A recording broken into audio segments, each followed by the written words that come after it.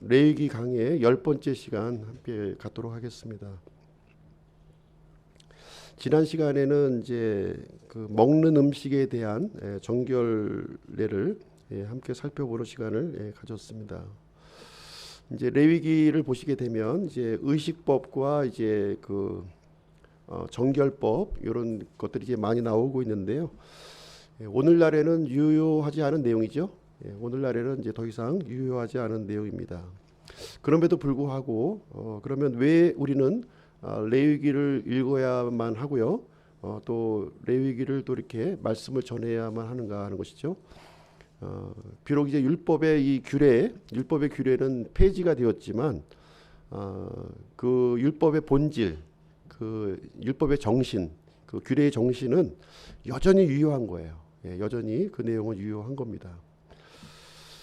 율법을 통해서 우리는 이제 우리가 이제 이 형식적인 것, 외적인 것을 우리가 알 수가 있는 거죠. 그리고 이제 그것을 통해서 이제 본질적인 것을 가르쳐 주려고 하는 그런 이유 때문에 율법의 정신, 본질로 우리는 나가야 될 줄로 생각을 합니다. 만약에 율법이 없었다면 영적인 것을 이제 바로 이해하기는 힘들겠지요. 그렇죠? 그렇기 때문에 율법을 먼저 주시고 또 율법을 통해서 이 죄에 대한 깨달음이라든가 그리스도에 대한 필요성들을 우리가 충분히 주지한 상태에서 영적인 가르침이 이제 주어지게 되는 것입니다. 그래서 우리는 레위기에 기록되어 있는 이런 규례, 여러 가지 이제 정결 규례라든가 의식법을 통해서 우리는 영적인 교훈을 우리가 이제 받으려고 하고 있는 것입니다. 오늘 이제 레위기 12장인데요. 12장은 출산에 따른 정결법을 이제 지금 다루고 있는 그런 내용이 이제 되겠습니다. 하나님께서 이제 여자에게 그 임신과 출산이라고 하는 그런 것을 이제 허락해 주셨는데요. 이것은 하나님께서 우리에게 복으로 주신 거예요. 축복된 것으로 우리에게 주신 것입니다. 창세기 1장 28절에 보시면 다산하고 번성하여 땅을 채우라 이렇게 하나님께서 말씀을 해 주셨습니다. 그래서 이것은 다산하고 번성하고 땅을 채우는 것은 우리 사람에게 주어주신 신성한 특권이라는 거죠. 특권으로 우리에게 허락해 주신 것입니다. 그래서 이 자식들은 주의 유산이요, 시편 127편에 보시게 되면 자식들은 주의 유산이요, 태의 열매는 그의 보상이시다 이렇게 우리에게 말씀을 해주고 있습니다. 그리고 자기 화살통에 그것들이 가득한 자, 이 화살이 가득한 자는 행복하다 이렇게 표현을 우리에게 해주셨습니다. 그래서 우리는 이제 많은 자녀를 통해서 우리의 집안들이 이게 번성하게 되는 것을 우리는 이제 알 수가 있습니다. 요즘에는 뭐 이제 자녀를 많이 낳지 않으니까 그런데 예전에는 자녀들이 이게 많은 것이 참 큰 그 힘이었어요. 가문의 어떤 권력과 이렇게 연관이 되었습니다. 그래서 자식이 없다는 것은 예로부터 좀 어떻게 보면 큰 수치거리로 이렇게 생각을 하고 있었습니다. 일부의 또 사람들은 이 출산이 저주의 산물이다 이렇게 주장하시는 분들이 있는 거예요. 그렇지는 않습니다. 이 임신과 출산은 하나님께서 우리에게 이제 복으로 주신 것이고요. 인간이 범죄한 이후에는 이것이 이제 그 고통이 수반이 된 거예요. 이 축복스러운 이 일에 비록 축복스러운 것은 여전히 유지가 되지만 그럼에도 불구하고 범죄로 인해서 이런 그 고통이 개입하게 되었다. 남자에게도 마찬가지입니다. 남자에게도 범죄하기 전에 이제 이 노동이 있었어요. 노동이 있었지만 범죄한 이후에 노동이 이렇게 그 보람되고 즐겁고 어떤 가치를 느끼는 것이 아니라 이렇게 그 고통이 되도록 이렇게 하나님께서 만들어 주셨다고 하는 사실이 되겠습니다. 오늘 이제 그 12장 말씀을 보시게 되면 이제 크게 두 단락으로 우리가 구분해서 볼 수가 있는데요. 일단 1차적으로 여인이 이제 그 아이를 출산하게 되면 일정 기간의 그 정결 기간을 갖는 거예요. 정결 기간을 이제 갖는 내용이 나와 있고 그 정결 기간이 끝나게 되면 하나님께 또 정결 의식을 또 이렇게 드리는 것으로 이렇게 되어 있습니다. 그래서 한 생명체가 이렇게 태어났을 때 상당히 이렇게 복잡한 과정을 이제 겪게 되고요. 그러면서 공동체의 일원으로 다시 이렇게 회복이 되어지고 받아들여지는 그런 내용이 여기에 기록되어 있는 것입니다. 짧은 내용인데요. 8절까지 여기를 이 본문을 통해서 어떤 것을 하나님께서 가르쳐 주시기를 원하는 건지 한번 살펴보도록 하겠습니다. 이제 여인이 아이를 출산하게 되면 일정 기간 이제 정결 기간을 이제 갖게 되는 내용이 나와 있는데요. 1절부터 5절까지 나와 있습니다. 제가 먼저 1절부터 4절까지 다시 한번 읽어드리도록 하겠습니다. 주께서 모세에게 말씀하여 이르시되 이스라엘 자손에게 말하여 이르라. 여인이 씨를 수태하여 사내 아이를 낳으면 이래 동안 부정하리니 곧 분리하는 날들과 같이 그녀가 자기의 연약함으로 인해 부정할 것이며 여덟째 날에는 그 아이의 포피살을 베어 할례를 행할 것이요. 4절 그 뒤에 그 여인은 33일 동안 자기를 정결하게 하는 피 안에 머무를 것이며 자기를 정결하게 하는 날들을 채울 때까지는 거룩한 것을 만지지도 말고 성소에 들어가지도 말지니라. 자, 여기 이제 사내 아이를 이제 낳았을 때의 경우를 이제 설명을 해주고 있습니다. 사내 아이를 이제 낳게 되면 7일 동안 부정하다는 거예요. 7일. 일주일 동안 이제 부정하다 이렇게 말씀을 해주고 있는데요. 이 부정하다고 하는 뜻이 이제 어떤 의미를 가지고 있느냐? 분명히 하나님께서는 이 임신과 출산이 사람에게 주어진 그 축복된 일이라고 분명히 말씀해 주셨는데 왜 아이를 낳으면 7일 동안 부정하다고 하느냐 하는 내용을 이제 좀 말씀을 드리도록 하겠습니다. 이 출산 자체가 이제 부정한 것이 아니라요. 지금 출산할 때 이제 어떤 현상이 일어나냐면 여인들 같은 경우에는 이제 그 산혈이 나오는 거예요. 산혈. 피가 쏟아지는 일이 이제 나오게 되는데 그 산혈이 부정하다고 하는 것을 지금 이제 말씀을 해주고 있는 것입니다. 이 산혈 때문에 많은 피가 이제 쏟아지기 때문에 이 과정에서 이제 건강을 잃을 수도 있고요. 또 심지어는 이제 죽는 경우도 산모가 죽는 경우도 이렇게 빈번하게 일어났습니다. 그래서 이제 아이를 출산하고 나서 이제 7일간의 이 부정한 이 부정을 지금 얘기하고 있는 것은 무엇이냐면 도덕적으로 부정하다 이것을 얘기하고 있는 것이 아니라 위생적인 관점에서 지금 이제 피가 쏟아져 흘러나오는 것이 이게 부정하다는 거예요. 이것을 지금 이제 말씀을 해주고 있습니다. 레위기 17장 11절에 보시면 피의 생명이 있다 이렇게 말씀을 해주셨거든요. 피의 생명이 있다는 거예요. 그래서 이 피의 생명이 있다고 하는 얘기는 무슨 얘기냐면 혈관 안에 있을 때 이 피가 혈관 안에 있을 때는 생명과 연관이 있다는 거예요. 영양분도 공급하고 노폐물도 이렇게 또 이렇게 제거하고 그 일을 진행하는 거죠. 또 이제 병균이 들어오면 또 이렇게 싸워서 이렇게 또 대처하기도 하고 굉장히 유용한 그 생명에 연관된 일을 피가 진행을 합니다. 그런데 이 피가 혈관 밖으로 흘러나오게 되면 그렇죠? 혈관 밖으로 쏟아지게 되면 이것은 죽음과 연관이 있다는 거예요.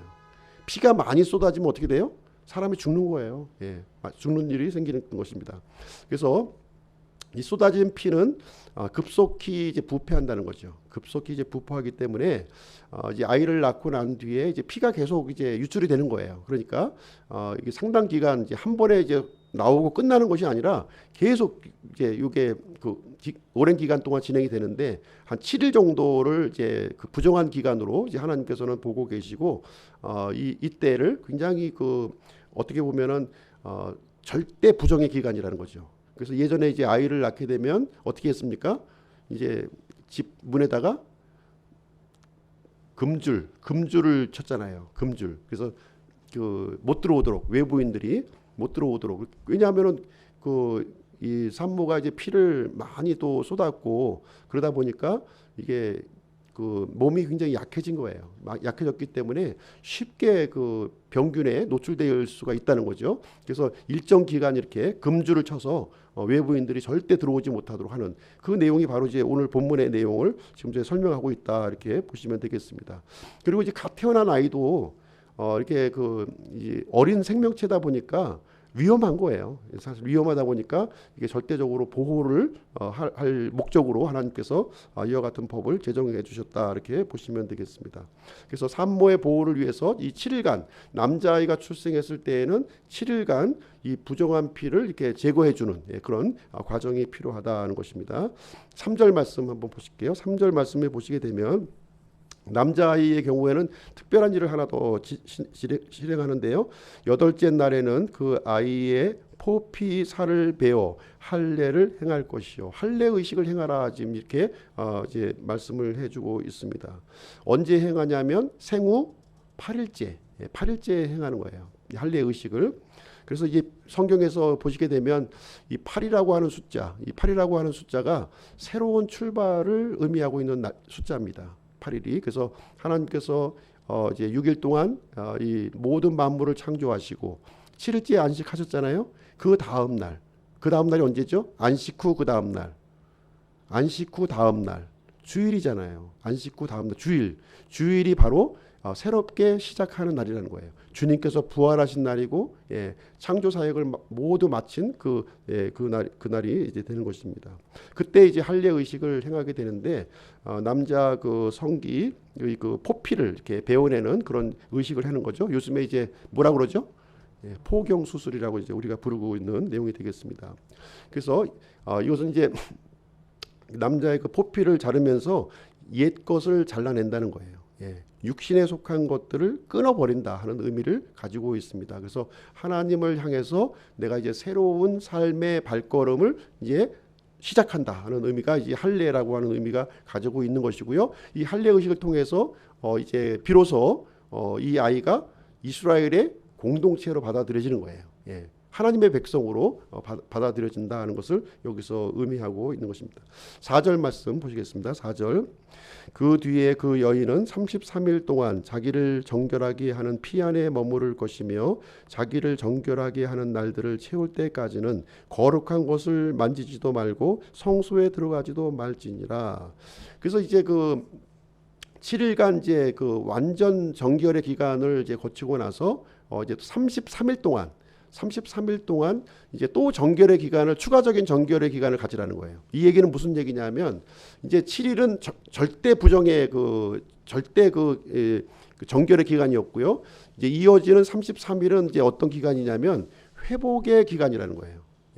이 정결함을 이렇게 회복해 가는 그런 기간으로 이렇게 보시면 되겠습니다. 그래서 남자아이의 경우에는 40일을 채우는 거예요. 40을 채워서 어린아이도 이렇게 영양분이 충분히 그 엄마의 그 이 젖을 통해서 이렇게 건강함을 체력을 얻을 수 있도록 하고, 또 산모도 어린아이한테 모든 걸 다 줬잖아요. 그죠? 이 영양분을 다 공급해서 지금 완전히 그 어떻게 보면은 이제 그 아이를 낳으면서도 고통과 그 어떤 그 산통이 굉장히 극심했기 때문에 그 이제 40일간에 걸쳐서 이제 안정을 취하는 그런 기간으로 보면 되겠습니다.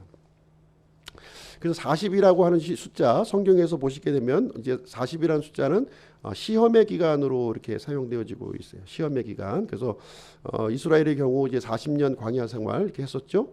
모세도 이제 지도자로 부름을 받기 전에 40년 동안 미디안 광야에서 이제 그 목자로서의 그 삶을 보냈습니다. 또 예수님도 이 땅에 오셔서 40일 동안 마귀의 시험을 광야에서 이제 받은 내용이 이제 있습니다. 그래서 이 40일이라고 하는 것은 이제 이렇게 훈련과 연단의 기간, 이제 사람 역할을 하도록 하기 위해서, 그렇죠? 공동체의 일원으로서 이런 역할을 하기 위해서 이런 그 새롭게 하고 또 회복하게 하는 그런 기간이다 이렇게 보시면 되겠습니다. 남자의 경우는 이렇게 하고요. 그럼 여자의 경우는 어떻게 하느냐? 5절에 나와 있습니다. 여자의 경우에 있어서는 그러나 그녀가 여자아이를 낳으면 그녀의 분리 기간과 같이 두 일에 동안 부정하리니 그녀가 66일 동안 자기를 정결하게 하는 피 안에 머무를지니라. 이 여자아이가 이제 출생했을 때는 남자아이가 태어났을 때보다 그 정결의 기간이 딱 두 배예요. 2배. 남자아이는 7일간 이제 절대 부정이었죠. 근데 이제 여자아이 경우는 14일이 절대 부정의 기간이라는 거예요. 그리고 남자아이는 그 회복의 기간을 33일로 두었는데 여자아이의 경우는 며칠이에요? 그 2배인 66일. 그래서 총 여자아이가 태어났을 때는 80일간의 그런 정결 기간을 이제 두는 것을 우리 여기서 볼 수가 있습니다. 그러면 왜 남자는 40일이고 여자는 또 왜 80일인가? 또 이렇게 또 의문이 들지 않겠습니까? 근데 이 부분에 대해서는 성경에서 답을 주고 있지는 않습니다. 이제 주석책에 어느 주석책에 보면은 그럼 이런 표현이 있어요. 여자 아이가 출산을 하게 될 경우에는 남자아이보다 산열이 더 많이 나온다는 거예요. 산열이 더 많이 나오기 때문에 그 이제 2배로 좀 늘린 것이 아닌가 하는 이제 그런 추론을 하고 있는데요. 이것은 이제 의학적으로 이제 지지가 되고 있는지 이 내용은 제가 잘 모르겠어요. 일단 그런 의견이 있다는 내용을 이제 보실 수가 있고요. 또 한 가지는 이제 남자의 경우는 할례를 이제 받아서 일단 이제 정결케 하는 그런 과정을 겪었기 때문에 여자아이는 그런 게 없잖아요. 할례가 없으니까 2배의 기간으로 연장시켰다. 뭐 이런 또 추론도 있는데 뭐 정확한 건 아닙니다. 그냥 이제 이제 추론하는 그런 내용이다 이렇게 보시면 될 것 같고요. 일단은 이제 아이를 이제 출산을 하더라도 여자의 경우에 있어서는 예나 지금이나 마찬가지로 해야 할 일이 너무 많은 거예요. 그렇잖아요. 뭐 어떻게 보면 이제 뭐 경중을 따질 건 아니지만 예전에는 어떻게 보면 더 많았겠죠. 여자의 손이 가지 않으면 돌아갈 수 없는 일들이 굉장히 집안에 이제 많이 있다는 거예요. 그랬을 때 하나님께서는 이렇게 그 출산한 다음에 남자아이의 경우는 40일, 여자아이의 경우는 80일 이렇게 일정 기간 아무 일도 못하게끔, 심지어 성소에 들어오는 것도 이렇게 금할 정도로 이렇게 절대 보호, 이렇게 배려의 조치가 아니겠는가. 그리고 남자아이보다는 여자아이가 좀 상대적으로 연약한 거예요. 그렇지 않겠습니까? 연약하니까 아마 그 기간을 이제 좀 더 이렇게 연장한 것이 아닌가 이런 생각을 가져보게 됩니다. 남녀 차별을 둔 건 아니고요. 이것은 이제 하나님의 그 특별한 배려의 그 조치다 이렇게 보시면 되겠습니다. 그래서 이 정결 기간이 이제 맞춰지게 되면 이제 하나님 앞에 정결 예식을 이제 드리게 되는데 그 내용이 6절부터 8절까지 이렇게 나와 있습니다. 뭐 제가 6절, 8절 제가 읽어드릴게요. 아들을 위해서든 딸을 위해서든 그녀를 정결하게 하는 날들을 채우면 그녀는 1년 된 어린 양을 번제의 헌물로 취하고 또 집비둘기 새끼나 산비둘기를 죄 헌물로 취하여 회중의 성막 문으로 제사장에게로 가져갈 것이요 제사장은 그것을 주 앞에 들여서 그녀를 위해 속죄할지니 그리하면 그녀가 자기의 피 유출해서 정결하게 되리라. 이것은 남자나 여자를 낳은 여인에 관한 법이니라. 그녀가 어린 양을 가져올 능력이 없거든 산비둘기 2마리나 집비둘기 새끼 2마리를 가져다가 하나는 번제의 헌물로 다른 하나는 죄의 헌물로 삼을 것이요 제사장은 그녀를 위해 속죄할지니 그리하면 그녀가 정결하게 되리라. 그래서 이제 정결 예식에 대한 헌물을 이제 바치는 내용이 여기에 이제 기록이 되어 있습니다. 그래서 이제 이 아이를 출산한 이 여인은 하나님을 만나기 위해서 이게 헌물을 이제 준비를 해야 되는 거죠. 반드시 헌물을 준비해야 되는 것입니다. 이제 헌물의 종류가 2가지가 나오는 거예요. 죄 헌물과 또 하나는 번제 헌물 2가지를 이제 아이를 출산했을 때는 정결 기간이 마친 다음에 이것을 이제 제사장 앞에 가서 이 일을 이제 진행해야 되는 거예요. 7절에 나와 있는 이 죄 헌물, 이 죄 헌물은 속죄를 위해서 드려지는 거예요. 속죄를 위해서 드려지는 건데 이것은 이제 비둘기를 준비하라 이렇게 했습니다. 속죄를 위해서는 비둘기를 준비하라. 속죄 죄 헌물을 위해서는 이제 신분 고하를 막론하고 이것은 이제 비둘기를 준비하면 되는 거예요. 비둘기만. 예를 들어서 양이나 소를 바치기 했다면 어떻게 했을까요? 아이를 낳을 때마다 양, 소를 준비하려면 부담이 너무 크잖아요. 그렇죠? 그래서 이제 이 죄 헌물에 대해서는 이제 그 신분 고하를 막론하고 이렇게 비둘기를 준비했다 이렇게 보시면 되겠고요. 그리고 이제 번제 헌물로 대신에 번제 헌물로서는 양을 준비했습니다. 양 1년 된 그 양을 준비하도록 해서 이 1년 된 양 번제 헌물은 온전한 헌신을 의미하고 있는 거예요. 온전한 헌신. 그렇죠? 하나님 앞에 드려지는 걸 얘기하는 것이죠. 그래서 이제 이 죄 헌물은 산모를 위해서 드려지는 것이고 그다음에 이 번제 헌물은 아이를 위해서 드려지는 거예요. 이 아이가 하나님 앞에 온전하게 드려지는 것을 얘기해 주고 있는 것이고 그다음에 이 죄 헌물은 이 산모가 이렇게 죽을 수밖에 없는 자신을 이렇게 회복해 주셨음을 감사하는 마음으로 이제 드리는 내용이 이제 되겠습니다. 그런데 이제 그 8절 말씀을 보시게 되면 이제 번제로 드릴 양이 없다. 그러면 이제 비둘기 새끼로 대체할 수 있다. 이렇게 여기에 기록이 되어 있습니다. 우리가 이제 예수님이 태어났을 때 이제 마리아가 이제 정결례를 행하는 내용이 누가복음 2장에 와서 보시면 그 내용이 나와요. 그렇죠? 예수님이 이제 그 태어나고 나서 그 내용을 한번 보실게요. 누가복음 2장 한번 가서 보시겠습니다. 누가복음 2장.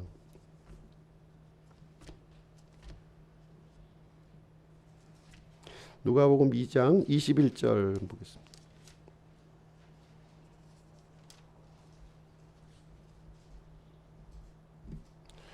누가복음 2장 21절부터 24절 그렇습니다. 신약성경 87페이지고요. 제가 읽어드리겠습니다. 아이에게 할례를 행하기 위해 여드레가 찼을 때에 그들이 그의 이름을 예수라 하니라. 그것은 그분께서 태 속에 수태되기 전에 천사가 일러준 이름이더라. 또 모세의 율법에 따라 그녀를 정결하게 하는 날들을 채우매 며칠을 채웠을까요? 40일. 40일 채웠습니다. 남자가 아니니까요.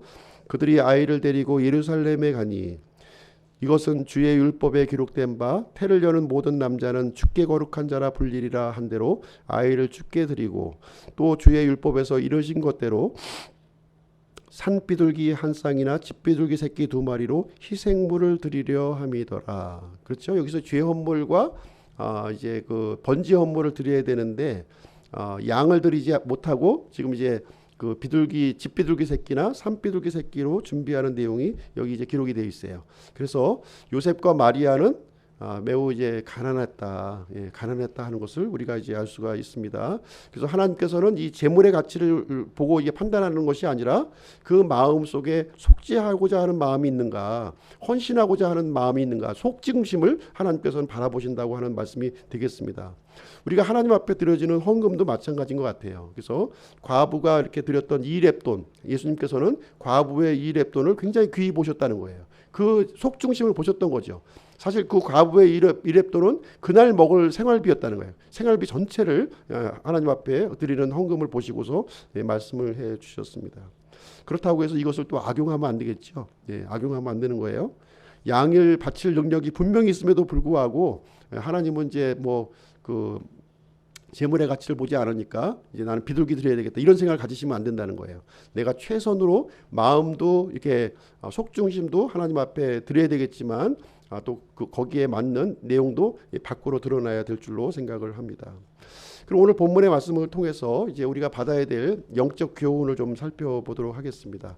첫 번째로 우리가 생각해 볼 수 있는 것은 무엇이냐면 육체의 할례와 마음의 할례에 대한 부분을 이제 말씀을 드리도록 하겠어요.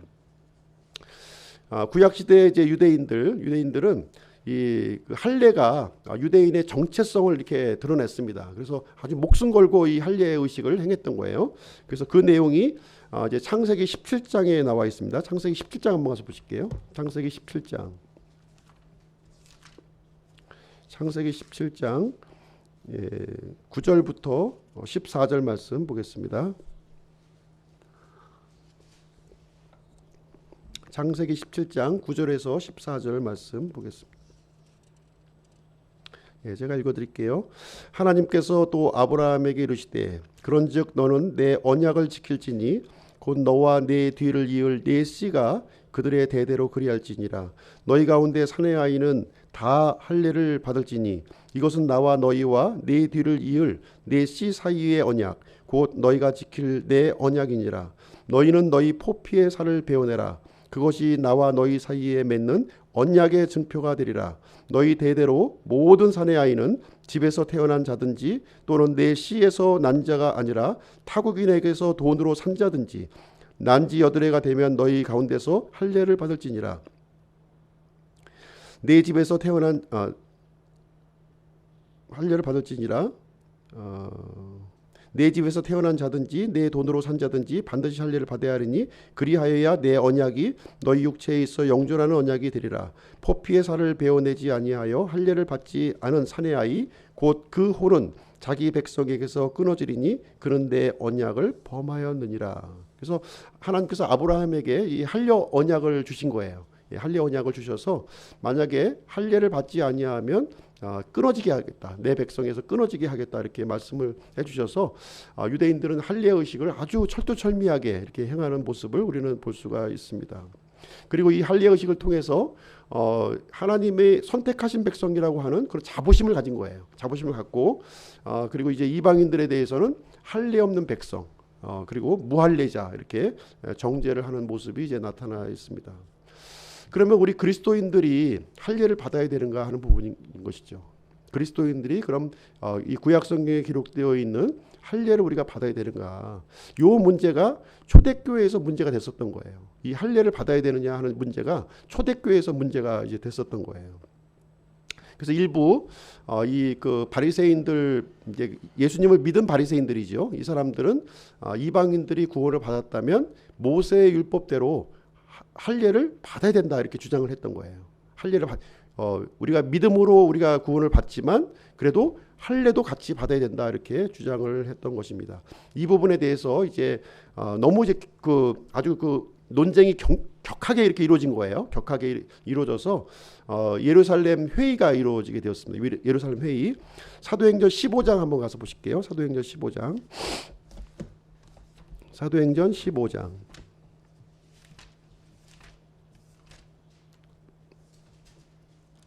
사도행전 15장 19절 보겠습니다.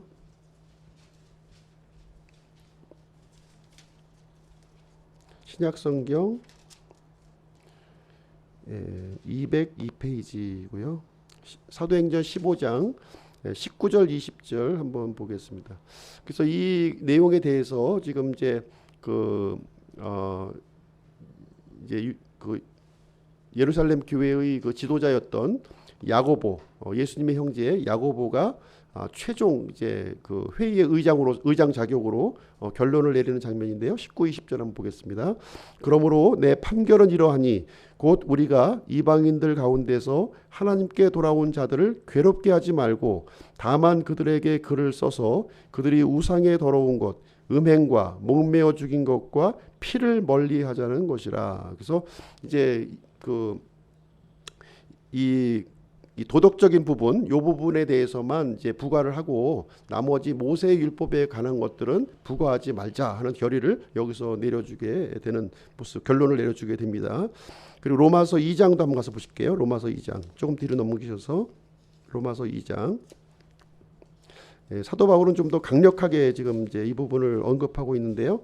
로마서 2장 28절 29절 보겠습니다.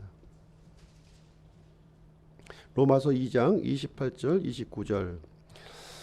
이는 겉으로 유대인이 아니요 겉으로 육체에 행하는 할례가 그 할례가 아니기 때문이라. 오직 속으로 유대인이요 할례는 글자 안에 있지 아니하고 영 안에 있는 마음의 할례니라.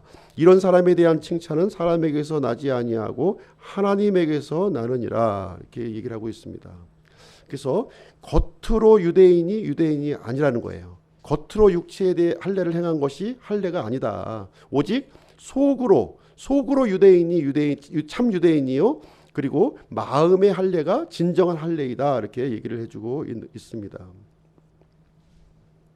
그래서 이제 사도 바울은 이 할례가 절대로 구원의 조건이 될 수 없다 하는 것을 분명하게 얘기를 해주고 있습니다.